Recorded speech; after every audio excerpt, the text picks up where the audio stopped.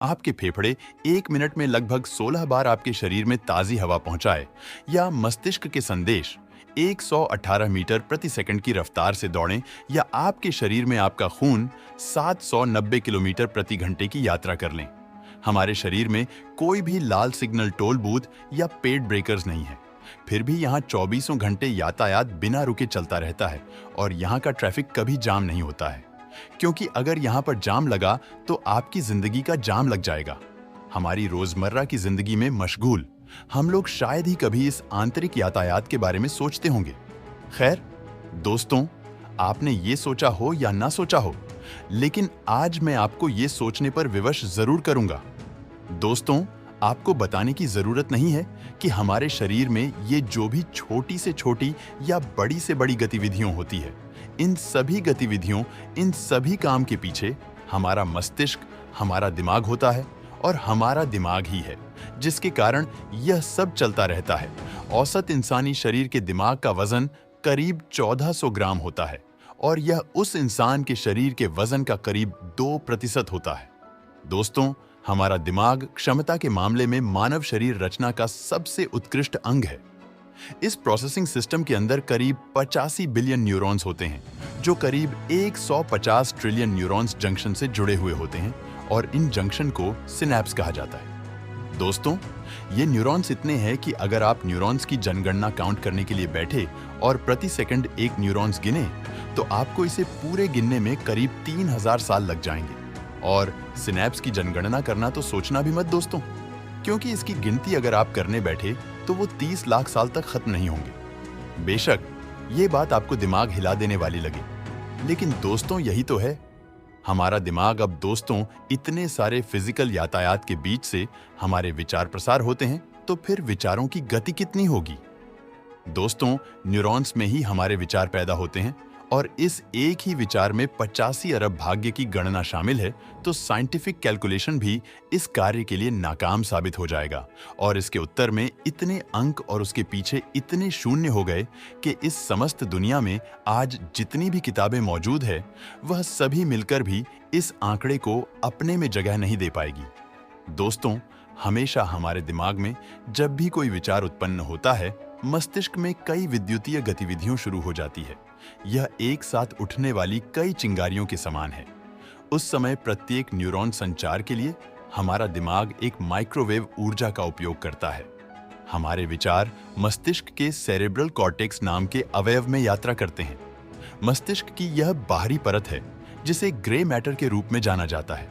और दोस्तों, क्या आप जानते हैं, यहां पर विचार 110 किलोमीटर प्रति घंटे की रफ्तार से दौड़ते हैं, और इसी गति का उपयोग करते हुए भारत की मास्टरमाइंड स्वर्गीय शकुंतला देवी ने सुपर कंप्यूटर को 50 सेकंड के भीतर हरा दिया था। अब दोस्तों, आप समझे हमारे विचारों की गति कितनी तेज है। नंबर 2, अब सबसे इंपॉर्टेंट सवाल, आखिर हमारे शरीर के रक्त की यात्रा की गति क्या है? तो यहां पर दोस्तों पहली बात समझ लीजिए कि एक औसत इंसान के शरीर में करीब 4.25 से 5 लीटर रक्त होता है, और हमारा दिल प्रति मिनट करीब 72 बार धड़ककर रक्त को पूरे शरीर में घुमाता है, और हमारे शरीर में यह रक्त करीब 4.9 से लेकर 6.5 किलोमीटर प्रति घंटे की गति से घूमता है। अब दोस्तों, सबसे इंटरेस्टिंग बात, हमारे शरीर में कुल जितनी भी रक्तवाहिनियां हैं, इन सबको एक एक करके जोड़ दिया जाए तो उसकी लंबाई करीब 1 लाख किलोमीटर हो जाएगी। दोस्तों, याद है ना, हमारी पृथ्वी की परिधि करीब 40,000 किलोमीटर है, यानी कि एक वयस्क इंसान में रक्तवाहिनियां इतनी होती है कि वो पूरी पृथ्वी को 2.5 बार लपेट सकती है। अब सोचिए कि आपको 6 किलोमीटर प्रति घंटे की रफ्तार से पानी एक से दूसरी जगह पर पहुंचाना हो तो कितना बड़ा पंप चाहिए।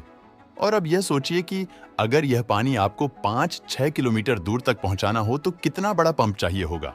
और अब ये सोचिए कि ये पानी आपको 1000 से 2000 किलोमीटर दूर पहुंचाना हो तो कितना बड़ा पंप चाहिए होगा। आखिर ऐसा पंप तो इस दुनिया में अभी तक बना भी नहीं है। और अब चौंकाने वाली बात यह है कि हमारे शरीर का एक छोटा सा पंप हमारे रक्त को पूरे शरीर की रक्त वाहिनी में, यानी करीब 1 लाख किलोमीटर के विस्तार में लगातार बार बार घुमाता है। बिना रुके, बिना थके आपके जन्म से मरण तक एक भी बार बिना स्टॉप हुए यह छोटा सा कुदरती पंप लाजवाब है ना दोस्तों। नंबर 3, हमारे शरीर में हम जो सांस लेते हैं उस हवा की गति क्या होती है? तो दोस्तों, हमारी प्रत्येक सांस 500 मिलीलीटर यानी कि करीब आधा लीटर ताजी हवा हमारे फेफड़ों में खींचती है। और ये बात तब लागू होती है जब कोई इंसान रिलैक्सन पोजीशन में है। 1 मिनट में करीब 15 से 17 बार फेफड़े हवा प्राप्त करते हैं, जिसकी क्वांटिटी 7 से 8 लीटर तक होती है। और इतनी हवा शरीर में मौजूद रक्त में कार्बन डाइऑक्साइड को ऑक्सीजन में बदलने के लिए पर्याप्त है। अब दोस्तों, ये जो हमारे फेफड़ों में ऑक्सीजन जाता है वो फिर हमारे ब्लड स्ट्रीम में घुल जाता है और प्रत्येक सेल में पहुंच जाता है, और फिर ये ऑक्सीजन वेस्ट गैस बन जाता है जिसे हम कार्बन डाइऑक्साइड कहते हैं। फिर हमारी बॉडी फिर से ऑक्सीजन लेती है और इस कार्बन डाइऑक्साइड को बाहर निकालती है। ऐसे सांस की ये गति लगातार चलती रहती है। इसके अलावा हमारे शरीर का मेटाबॉलिज्म भी बायोकेमिकल प्रोसेसर करके जो खाना हम खाते हैं उसको सांस लेने के माध्यम से उसमें मौजूद ऑक्सीजन को कार्बन डाइऑक्साइड में बदल देती है। हम जब कार्बोहाइड्रेट वाली चीजें खाते हैं या फिर जैसे कि चीनी, शहद या गन्ने जैसी चीजें खाते हैं तो 100% ऑक्सीजन कार्बन डाइऑक्साइड में परिवर्तित हो जाती है। जबकि हम जब फैटी फूड खाते हैं जैसे कि प्रोटीन और मक्खन, उसमें 80% ऑक्सीजन कार्बन डाइऑक्साइड में परिवर्तित होती है। और इस बात में बहुत कुछ इस पर निर्भर है कि भोजन हमारे पाचन तंत्र में कितनी देर तक पड़ा रहा है। और यह बात हमें हमारे अगले प्रश्न की ओर ले जाती है, जो है पाचन तंत्र में भोजन किस गति से आगे बढ़ता है। अब दोस्तों, जब हम खाना खाते हैं तो उन स्वादिष्ट भोजन हमारे मुंह से होता हुआ नली से सीधा हमारे पेट में जाता है और हमारा पेट 3 से 4 घंटों तक इस भोजन को तोड़ता है। मतलब इस भोजन के साथ पाचक रसों को मिलाकर इस भोजन में से पोषक तत्वों को ग्रहण करता है। Protein, carbohydrate, fat, vitamin, minerals, ये सब चूस लेने के बाद जो फूड होता है वो बिल्कुल काम रहित बन जाता है। इसके बाद हमारा भोजन पेट से गुजरकर स्मॉल इंटेस्टाइन यानी कि छोटी आंत, जो करीब 20 फुट तक लंबी होती है, जी हाँ, छोटी आंत हमारी 20 फीट तक लंबी होती है, उसमें चला जाता है। और इसके बाद भोजन जाता है बिग इंटेस्टाइन में, जिसे हम बड़ी आंत कहते हैं। और ये बड़ी आंत सिर्फ 6 फीट ही लंबी होती है।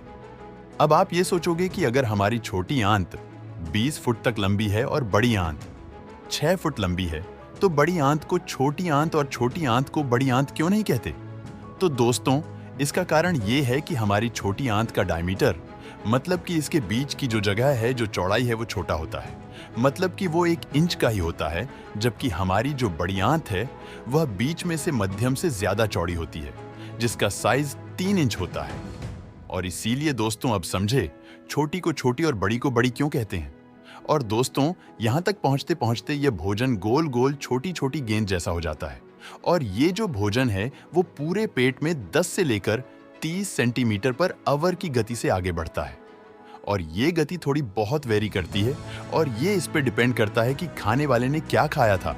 और इसके बाद अंततः हमारा भोजन मल त्याग द्वार के द्वारा बाहर निकल जाता है। दोस्तों, वीडियो पसंद आया हो तो लाइक और शेयर करें।